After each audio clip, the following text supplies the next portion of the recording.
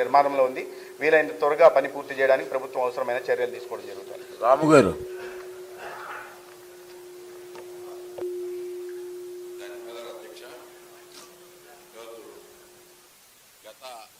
ఐదు సంవత్సరాలు గత గవర్నమెంట్ కాలంలో వ్యవస్థలన్నీ నిర్వీర్యం అయిపోయిన అధ్యక్ష.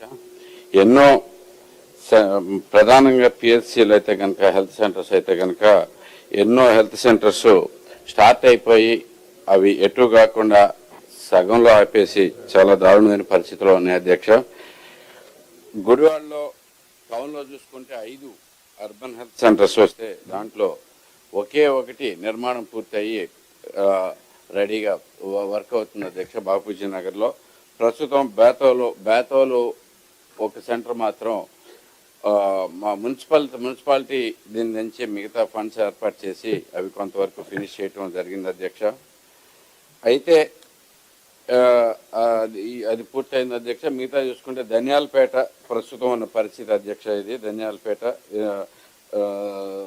బేతోలు మాత్రం ఫినిష్ చేసుకున్నాం. ధనియాలపేట ఇలాగే ఉంది. అలాగే స్లాటర్పేట కూడా పూర్తిగా కనీసం ఇవి కూడా అవ్వలేదు అధ్యక్ష.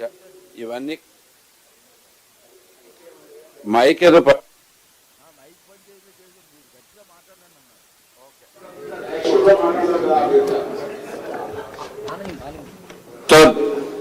ప్రధానంగా చూసుకుంటే అన్ని చాలా వ్యవస్థలు చాలా పనులకి పూర్తి చేయాల్సి ఉన్నాయి అధ్యక్ష. 5 ఏళ్లలో పూర్తి చేయటం పోవటం వల్ల 80 లక్షలు అప్పుడు శాంక్షన్ అయితే ఇంకా ఫండ్స్ కూడా సరిపోవట్లేదు అధ్యక్ష.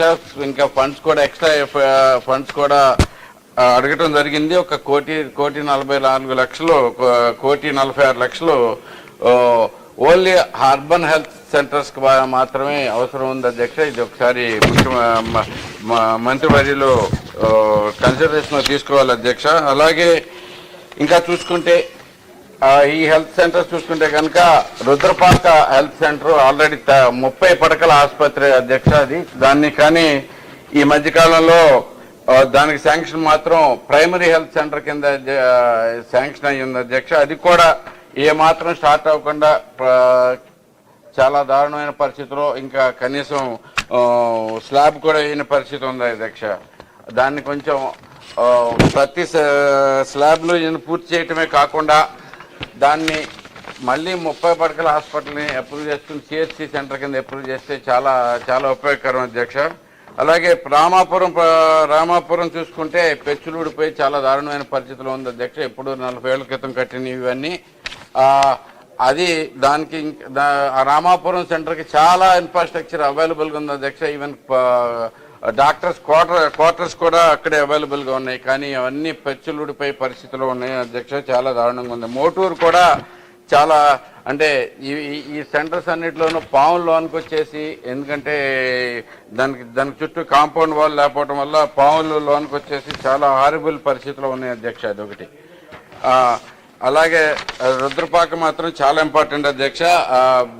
అలాగే కౌతరంలో కూడా చాలా అవసరం ఉంది అధ్యక్ష. అలాగే 104కి మెడిసిన్ పూర్తిగా రావట్లేదు అధ్యక్ష.